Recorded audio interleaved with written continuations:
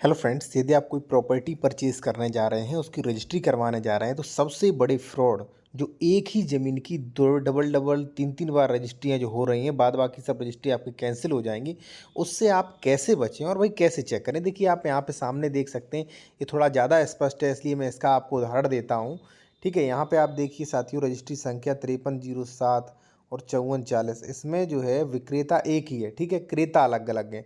लेकिन प्रॉपर्टी का डिस्क्रिप्शन देखेंगे तो एक ही प्रॉपर्टी की देखिए, ये प्लॉट संख्या 28, खसरा संख्या 36 और नीचे वाले की भी प्लॉट संख्या 28, खसरा संख्या 36, ये एक ही ज़मीन की 2-2 बार रजिस्ट्रियाँ कर दी हैं। ठीक है, अब भाई एक ही ज़मीन की 2 रजिस्ट्रियाँ कर दी हैं, बाद वाले की रजिस्ट्री तो कैंसिल है। इससे भी बड़ा एक फ्रॉड हो रहा है साथियों, अंश से अधिक विक्रय। ये प्रॉपर्टी डीलर ही आपके सामने कर रहा है। अब देखिए, ये भी आपके सामने है। यहाँ पे आप साथियों देखेंगे, यहाँ पे स्पष्ट लिखा है कि विक्रेता द्वारा अंश से अधिक विक्रय किया है, इसके पश्चात कोई भी स्वामित्व विक्रेता का नहीं बचता है, इसलिए दाखिल खारिज आदेश नहीं हुआ। अब आप एक बताइए, अब ये प्रॉपर्टी आपने खरीद ली, पूरा पैरा वेस्ट चला गया, ये दोनों ही, चाहे मान लीजिए डबल रजिस्ट्री हो गई, चाहे अंश से अधिक विक्रय। अब ये कोई भी प्रॉपर्टी आपकी खरीदेगा नहीं, पूरा पैसा वेस्ट है आपका। ठीक है, तो आप इनसे कैसे बचें भाई, वो मैं आपको बता रहा हूँ, कैसे चेक करें। साथियों, एक चीज़ मैं आपको और कहना चाहूँगा कि जो भी आपकी रजिस्ट्रियाँ कर रहे हैं, ये जो भी लिखते हैं, वो जानकार बंदा ही आपकी रजिस्ट्री करवाता है। ठीक है, आप रजिस्ट्री स्टाम्प जो भी मान लीजिए रजिस्ट्री विभाग है, वहाँ पे लाखों का रुपए स्टाम्प दे रहे हैं आप। ठीक है, उसके बाद भी आपके एडवोकेट, प्रॉपर्टी डीलर या कोई भी आपको ये बताता है कि प्रॉपर्टी ट्रांसफर एक्ट सेक्शन 3 है वो क्या कहता है, सेक्शन 54 क्या कहता है और रजिस्ट्री मैनुअल ये क्या कहता है, आपको बताया, मैं आपको बता रहा हूँ, फिर मैं आपको बताऊँगा कि कैसे चेक करें। साथियों, यहाँ पर आप देखिए, यहाँ पे प्रॉपर्टी ट्रांसफर एक्ट सेक्शन 3 क्या कहता है, यहाँ पे देखिए, वास्तविक कब्जे के संबंध में, अविक्रता की सूचना के संबंध में जांच या तलाश से जानबूझकर प्रवृत्त रहना। ठीक है, यहाँ पे देखिए, एक व्यक्ति को कहा जाएगा कि उसे तथ्य की अन्वयिक सूचना, अगर तथ्य की जांच पड़ताल खोजबीन उसने जानबूझकर नहीं की तो ऐसे तथ्य छानबीन करता तो उसकी जानकारी उसे हो जाती, तथ्यों की जानकारी उसे हो जाती। ठीक है, साथियों, इसका सीधा का सीधा ये मतलब है कि भाई आप कोई भी प्रॉपर्टी खरीद रहे हो तो उसमें सारे तथ्यों की जानकारी आप स्वयं करिए। अगर आप लापरवाही करते हो तो ये आपकी जिम्मेदारी है, अगर आप उसका बारे में पता करते तो आपको ये सारी जानकारियां पता हो जाती। ठीक है, आप कोर्ट में बाद में दलील ये नहीं दे सकते कि भाई मैंने इतना स्टाम्प पे किया, डबल रजिस्ट्री हो गई तो स्टाम्प क्यों पे किया, या मान लीजिए मैं जानता नहीं था, तो ये स्वीकार नहीं किया जाएगा क्योंकि प्रॉपर्टी ट्रांसफर एक्ट ने स्पष्ट कह दिया कि भाई आप जांच पड़ताल करें।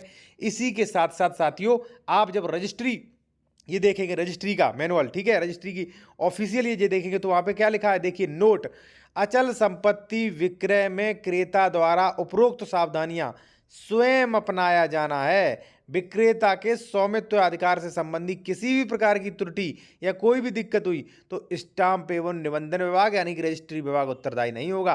भाई सबने अपना, क्या किसी एडवोकेट ने आपको ये चीजें बताई हैं? ठीक है, नहीं बताई, तो ये दोनों चीजें जान लीजिए। अब मैं आपको बताऊंगा कि डबल रजिस्ट्री कैसे चेक करें आप, वो मैं बताऊंगा। उससे पहले मैं एक चीज और कहना चाहूंगा कि कई लोग हमारा कॉन्टैक्ट नंबर मांगते हो, तो भाई हमारा कॉन्टैक्ट नंबर वीडियो की डिस्क्रिप्शन में है। और अगर आप प्रॉपर्टी खरीद रहे हैं, कोई ज़मीन खरीद रहे हैं, आपको डॉक्यूमेंट्स वेरिफिकेशन करवाना, डॉक्यूमेंट्स चेक करवाना है कि डबल रजिस्ट्री तो नहीं, अंश से अधिक विक्रय नहीं, ये ज़मीन सही है कि नहीं, कोई विवाद तो नहीं, तो आप करवा सकते हो। हमारा कॉन्टैक्ट नंबर वीडियो की डिस्क्रिप्शन में, ठीक है, आप व्हाट्सएप पे मैसेज करिए, कॉल बुक कराने के बाद सेवा ले सकते हैं। अब साथियों, मैं आपको बताऊंगा कि भाई रजिस्ट्री आप डबल तो नहीं कर दी, वो कैसे चेक करें। साथियों, इसी के साथ साथ मैं आपको बताना चाहूँगा कि कई फ्रॉड्स होते हैं। ठीक है, ये डबल रजिस्ट्री वाला फ्रॉड नहीं है। कई बार जो है गलत श्रेणियों की ज़मीन बेची जा रही है, कई बार जो है गलत खातेदार ज़मीन बेच देते हैं, कई बार सरकारी ज़मीन, आरक्षित ज़मीन बेची जा रही है, कई बार लोन वाली, बंधक वाली ज़मीन बेच दी। ठीक है, कहीं कब्जा, कहीं कुछ दे दिया, वो मैं अभी बताऊंगा आपको, सेकंड पॉइंट रखा है मैंने उसके लिए। आप ये जान लीजिए कि रजिस्ट्री चेक कैसे करोगे आप साथियों। सबसे पहले जो आप ज़मीन खरीद रहे हो साथियों, उसका खतौनी चेक करें डबल रजिस्ट्री के लिए। ठीक है, अब खतौनी में आप कौन कौन सी प्रविष्टियां चेक करें।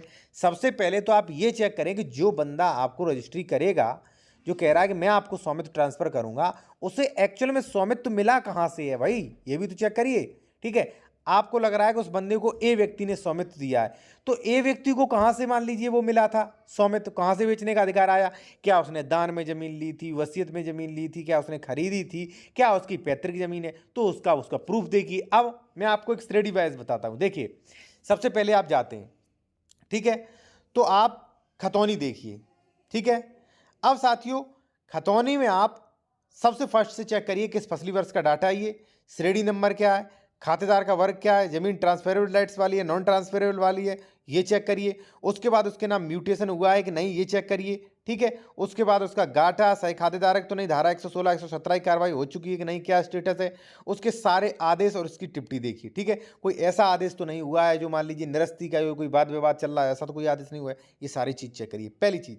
अब साथियों मान लीजिए उसका नाम खतौनी में है, अधिकार अभिलेख जैसे मान लीजिए उसमें है, तो आप क्या करिएगा कि भाई आप ये चेक करिए कि इसने रजिस्ट्री तो नहीं कर दी। कई बार क्या होता है, जैसे मान लीजिए भाई खतौनी ज़मीन आपके नाम है, ठीक है, खतौनी में आपके नाम ज़मीन, हम आपसे ज़मीन खरीद रहे, अब मैंने आपसे रजिस्ट्री करवा ली, गाटा संख्या 296 था, ज़मीन थी आपकी, मैंने रजिस्ट्री करवा ली, लेकिन मैंने दाखिल खारिज नहीं करवाया। जब दाखिल खारिज नहीं करवाया तो खतौनी में कोई स्टेटस नहीं, खतौनी में कोई रिकॉर्ड ही नहीं, जो आप देख रहे हैं उसमें तो कोई रिकॉर्ड है ही नहीं, लेकिन एक्चुअली मैं रजिस्ट्री करवा चुका हूं, तो पता कैसे लगेगा आपको। इसलिए खतौनी चेक करिए, खतौनी बेहद जरूरी है, लेकिन 100% ये नहीं है साथियों कि खतौनी में अगर मान लीजिए जमीन उसके नाम है तो वास्तव में उसके नाम जमीन बची हो, ठीक। इसके लिए आप चेक करिए फिर उसकी रजिस्ट्री कि भाई ये इसने रजिस्ट्रियां जो हैं, ये जमीन गाटा संख्या 296 जो आपने जो दिखा रहे हो हमें, तो हमारा दायित्व बनता है कि इसका हम पूरा स्टेटस चेक करें कि इसने कितनी रजिस्ट्रियां की, इसने कोई एग्रीमेंट तो नहीं कर रखा है, इसने किसी को लीज पे नहीं दे रखा है, ठीक है, इसने कोई विक्रय विलेख दान पत्र तो नहीं कर रखा है। ये मेरा दायित्व बनता है, मैं चेक करूं, आसानी से चेक करवा सकते हैं, कोई बड़ी बात नहीं है साथियों आजकल, ठीक है। बस आपके पास जानकार और विश्वास पात्र कोई एडवोकेट होना चाहिए, उससे आप चेक करवाएं, ठीक है। अब साथियों मान लीजिए आपने चेक करवाया, ठीक है, आसानी से, क्यों, पूरा डाटा रजिस्ट्री ऑफिस के पास होता है, ठीक है। आप इसे ऑनलाइन भी चेक करवा सकते हैं, ठीक है, आप मेरे द्वारा भी ऑनलाइन चेक करवा सकते हैं, ठीक है। पूरा रिकॉर्ड निकल जाएगा कि इसने इस गाटे में कितनी रजिस्ट्रियां की। और देखिए जो साइबर कैफे वाले होते हैं उनसे केवल डाटा निकलवाइए, चेक मत करवाइएगा, क्योंकि ये रीजनिंग का विषय होता है, ठीक है। ये रीजनिंग यानी कि दिमाग का विषय होता है इसे चेक करने का, ठीक है। तो रजिस्ट्री कितनी उसमें हुई है वो चेक करवाइए, उन रजिस्ट्रियों का कोई केस तो पेंडिंग नहीं है वो चेक करवाइए। फिर आप ये देखिए कि खतौनी में इस व्यक्ति ने कितनी जमीन खरीदी थी और इसने कितनी बेच दी। आजकल प्रॉपर्टी डीलर क्या कर रहे हैं, उन्होंने जमीन खरीद ली, बगल में मान लीजिए ग्राम सभा आबादी है, किसी की जमीन है, उस पर कब्जा कर लिया, कब्जा दिए जा रहे हैं, कब्जा दिए जा रहे हैं, रजिस्ट्री करवाए जा रहे हैं। भाई आप ये भी चेक करिए कि इसने कितना खरीदी थी। जैसे मान लीजिए मैंने 800 वर्ग मीटर जमीन खरीदी थी, तो भाई मैं 800 वर्ग मीटर ही तो बेच सकता हूं, उसमें सड़कें भी कुछ जाएंगी, तो मैं कितनी बेच सकता हूं, 600 ही वर्ग मीटर तो बेच सकता हूं, लेकिन हमने कर दिया 800 वर्ग मीटर, तो यानी कि कुछ रजिस्ट्रियां फर्जी हैं, और जिसने लास्ट में रजिस्ट्री कराई है समझ लीजिए उसकी जमीन कभी भी जा सकती है, ठीक है। और जब भी मान लीजिए भूमि अधिग्रहण लैंड एक्वायरेशन एक्ट मान लीजिए हुआ, तो वहां पे आपको मुआवजा भी नहीं मिलेगा। कई लोग मुझसे रोते हैं कि सर मैं तो बर्बाद हो गया, पूरा पैसा चला गया। भाई तब तुम कहाँ गए थे, तब आप वीडियो नहीं देखते, तब आप कोई भी जानकारी नहीं लेना चाह रहे, तब आप कहाँ गए थे। इसलिए भाई